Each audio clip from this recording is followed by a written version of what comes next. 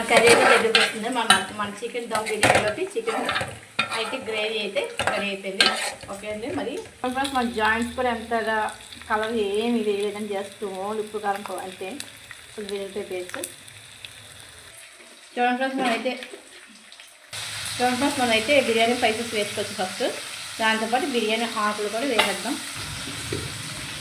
కొంచెం రైస్ మనకు అడ్డుకోకుండా కొంచెం ఆయిల్ ఎక్కువ కాకుండా కొంచెం చూడండి మన స్పైసెస్ తగ్గ కొంచెం పచ్చిమిర్చి కూడా చూడండి అల్లం వెల్లుల్లి పేస్ట్ మొత్తం అంతా వేసేస్తున్నాను. ఇంకా నేను ఎక్కడైతే కొంచెం బిర్యానీ పౌడర్ కూడా మనం జస్ట్ కొత్తిమీర పుదీనా కొత్తిమీర వేసి అయితే చికెన్ దమ్లో చికెన్ కొంచెం ఫ్రై చేసుకోవచ్చు. కొంచెం వాటర్ వేసుకొని చికెన్ వేసేసుకొని ఇక్కడ జాయింట్లు అయితే ఫ్రై చేస్తున్నాం ఫ్రెండ్స్. జాయింట్లు దమ్లోకి అండి.